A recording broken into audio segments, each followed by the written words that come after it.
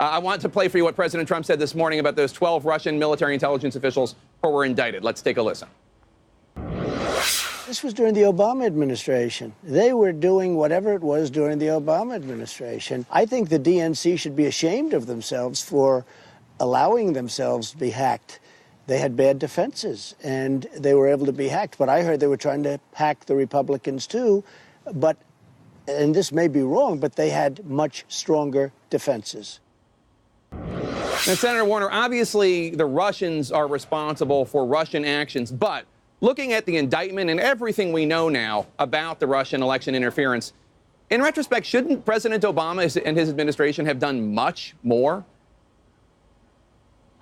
Jake, our committee will lay out what the Obama administration and the FBI should have done or shouldn't have done shortly. But the basic facts remain. The reason why we have difficult relations with Russia is not because of the Mueller probe, but because Russia intervened in our elections. They hacked into the Democratic National Committee, hacked into Hillary Clinton's team. They interfered in over 20 states' electoral systems. They used social media in ways that were unprecedented. This was a full-on assault on our democratic system. And matter of fact, as the intelligence community assessment made and our committee reaffirmed, they did it with the intent of helping Trump and hurting Clinton. That's the reason why we have difficult relations with Russia. And I'm stunned that this president will not call out Vladimir Putin or Russia's bad behavior. And frankly, one of the things I'm most worried about is we need to have other Americans in the room. Vladimir Putin is a trained KGB agent.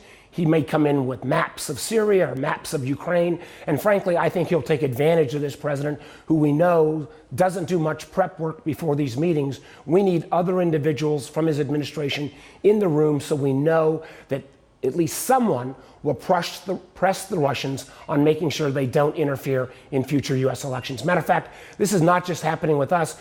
I'm meeting tomorrow with parliamentarians from across NATO countries who've also been the victims of Russian intervention to see what we can do in concert to make sure it doesn't happen again. I'd wish we'd have that same kind of attention from the president. Well, with all due respect, sir, you didn't answer my question, which is, President Obama did not do enough to stop this while it was going on in 2016. I think that seems obvious to anybody reading the indictments or reading the newspaper for the last 2 years. Do you disagree? I think that the FBI could have done more. As a matter of fact, when the October 7th letter came out where the Obama administration did point out the threat of Russian interference, strangely enough, it was the exact same day that both the Podesta emails were hacked and released, and it was the same day of the famous so-called Bush Hollywood tapes. President Trump was asked this morning by CBS if he would consider pushing for the extradition of these 12 Russian military intelligence officials accused of hacking and interfering in the election. Take a listen to his response. I hadn't thought of that, but certainly I'll be asking about it. But again, this was during the Obama administration. They were doing whatever it was during the Obama administration. So he says he hadn't thought about requesting the extradition of these 12 officials. What do you want President Trump to do when he meets with Vladimir Putin in the building behind me tomorrow? Listen, I don't think Putin will probably deliver those 12 Russian spies, but I sure as heck think the President of the United States ought to ask that these Russian spies are actually released to the American government for American legal process to continue. They attacked our government. This is, again, let's take the Mueller investigation in full. Over 30 indictments, 5 guilty pleas, and we still have whole questions around obstruction of justice and the various people who are part of the Trump campaign who are now cooperating with the government to see whether there was actually collusion. These are still questions that Mr. Mueller's investigation have to answer. And I just wish the one thing the president would stop doing was stop calling this a witch hunt. This has been a very productive investigation that has put further proof to the facts around the Russian intervention in our elections. After the indictments were issued, Michael Hayden, President Bush's former CIA director, said to me that the next indictments he anticipates when they come will likely name American citizens. Take a listen. The more this goes, the richer in detail we get, the more I begin to believe that we're probably going to see a widening circle here of people becoming involved. I would not be surprised if this were not the last indictment we see that doesn't mention an American. Do you anticipate indictments of American citizens next? Well, Jake, I'm not sure what Mr. Mueller is going to do next.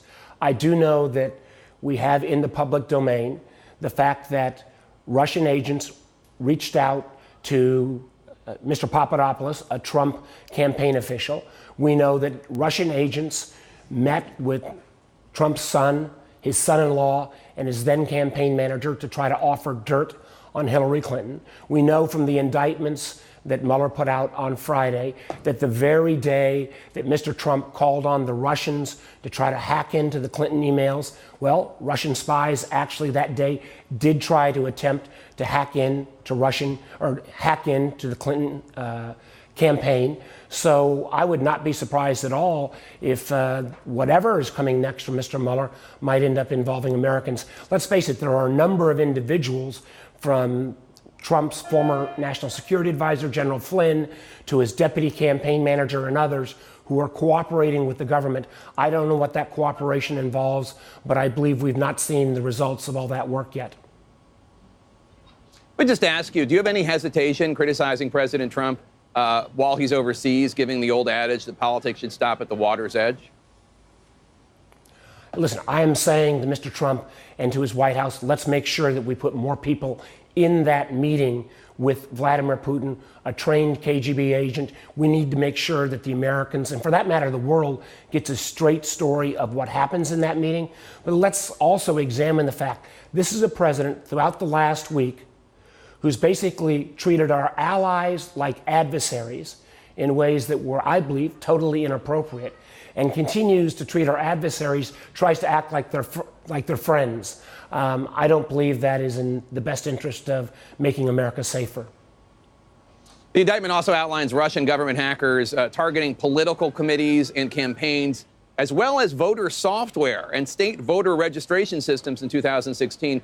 The intelligence community has been unanimous in warning about similar attacks in November's midterm election. The U.S. has imposed sanctions as punishment. Do you think that these sanctions are simply not working? And is the U.S. ready for the midterm elections, ready to have these elections without interference? Well, Jake, I think there's more to be done. And I'm very proud of our Senate Intelligence Committee, where we've got bipartisan legislation that would actually improve election security. I'm proud of the fact that Congress acted to put out $380 million of additional funds so that states could upgrade their voting machines so there actually is a paper trail. In a normal administration, because elections touch federal, state, and local, there would be someone designated out of the White House on election security to make sure there's better coordination. Because as you've mentioned, even the Trump election or intelligence officials have said Russians will be back. I think it's an embarrassment that this White House has not made election security a top priority and has not put the kind of attention and focus on it that we need. The truth is, I'm not sure we're fully prepared. We had hearings just this past week where we brought in some of the vendors who control, 3 vendors control 90% of all of the IT systems that deal with the voter files. I think we need to do more education at the state and local level. Again, a normal administration, this kind of election security coordination would be done out of the White House. But as Trump's own intelligence officials have indicated, there's been no signal from the White House that election security in 2018 should be a priority. You raised President Trump's behavior at the NATO summit. The NATO Secretary General has said that President Trump has had success in pushing U.S. allies to spend more on defense, which has long been a charge of U.S. presidents. Take a listen to this exchange. Last year was the biggest increase in defense spending across Europe and Canada in a generation. Why was that last year? It's also because of your leadership, because your clear message. They won't write that, but no, I have said it before. But the thing is that it really has. Your message is having an impact. That's UN Secretary General Stoltenberg crediting President Trump with getting U.S. allies to chip in more. Isn't it fair to say that his strategy here is working?